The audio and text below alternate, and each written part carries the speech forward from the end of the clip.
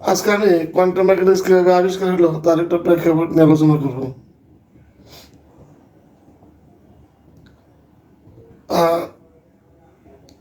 Quantum mechanics কিভাবে আবিষ্কার হলো এটা বুঝতে হলে আমাদেরকে বুঝতে হবে black body radiation. Black body radiation মানে হচ্ছে কালো বস্তুর বিকিরণ, অর্থাৎ কোন একটা কালো বস্তুর উপরে যে লাইট পড়ে তাহলে ওই কালো বস্তুটা সমস্ত লাইটটাকে অ্যাবজর্ব করে ফেলে।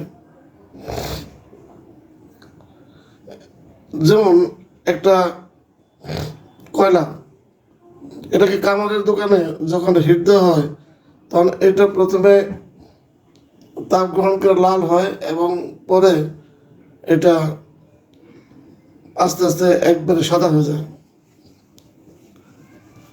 এরপরে যখন তাপ দেওয়া বন্ধ করা হয় তখন দেখা যায় ধীরে ধীরে ওই তাপটাকে সে বিকিরণ করে সে আবার আগের মতন কালো বস্তুতে পরিণত হয়।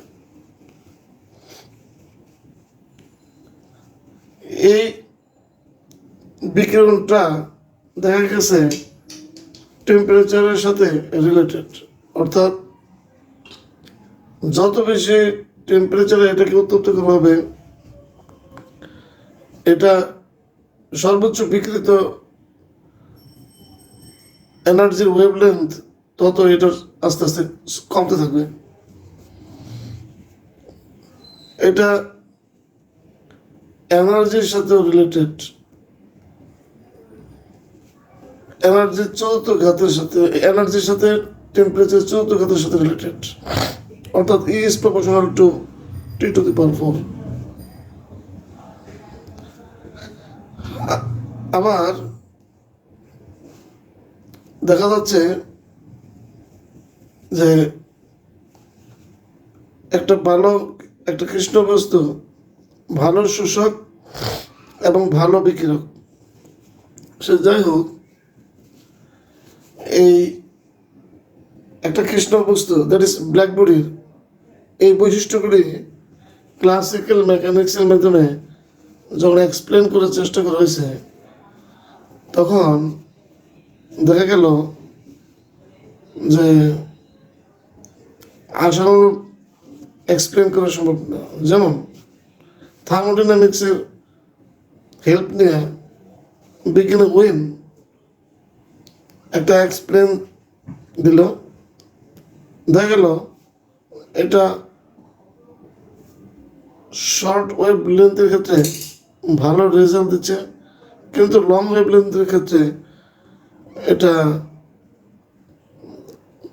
প্রত্যাশিত যে রেজাল্ট সেটা দিতে পারতেছে না। অর্থাৎ কৃষ্ণবস্তু যে এনার্জিটা বিকিরণ করে তার সাথে ওয়েনের প্রদত্ত যে ইকুয়েশন সেই ইকুয়েশনের রেজাল্ট মিলে না।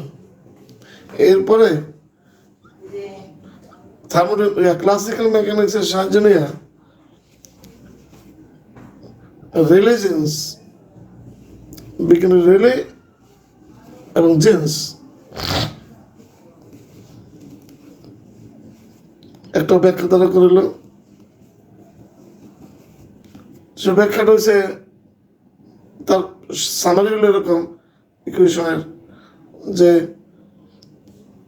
পার্টিকেলের ভিতরে যে কণাগুলি আছে এগুলি প্রত্যেকটার গড় শক্তি কেটে ক্লাসিক্যাল মেকানিক্স অনুযায়ী, এবং এই গড় শক্তি কেটে দিলে তারা একটা ইকুয়েশন দাঁড়া করে দিয়েছে, প্রস্তাব করছেন।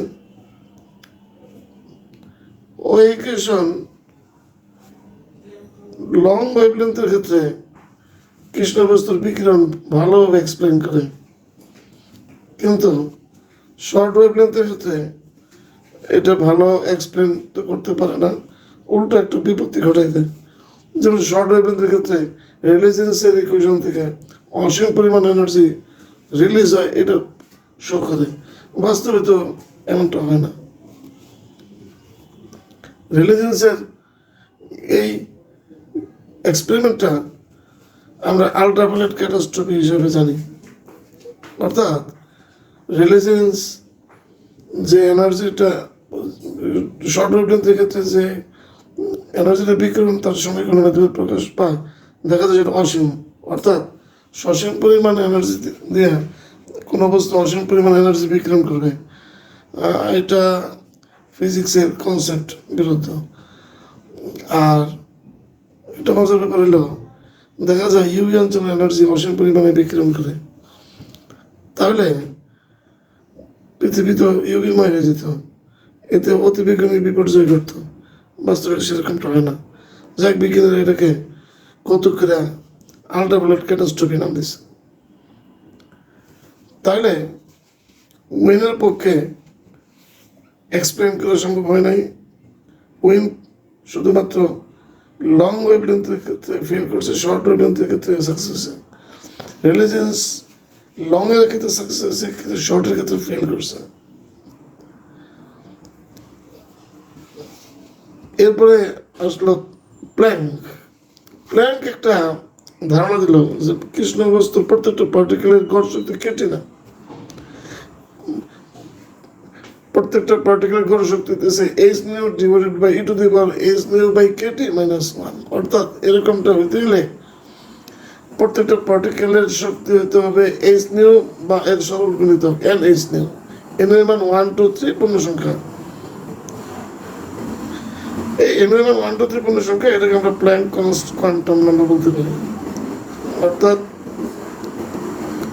পার্টিকেলগুলি এইচ নিউ 1 এইচ নিউ বা 2 এইচ নিউ বা 3 এইচ নিউ এইরকম ভাবে শক্তি শোষণ করে, ফলে তাদের গড় শক্তি হয় h nu divided by e to the power h nu by kT minus 1। এই সমীকরণ যখন কিনা রিলেজেন্সের ওই ইকুয়েশনের ভিতরে ফিট করে দিছে, তখন দেখা গেছে শর্ট ওয়েভলেন্থ এবং লং ওয়েভলেন্থের ক্ষেত্রে মানে এক্সপেরিমেন্টালি যে ভ্যালু বিকিরণের সেটার সাথে মিলে যায়।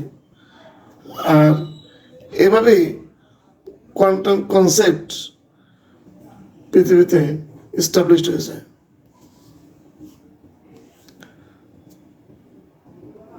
আমার ভিডিও দেখতে গেলে আমার ভিডিওটাকে সাবস্ক্রাইব আর ফলো দিয়ে রাখেন সবাই। আল্লাহ হাফেজ।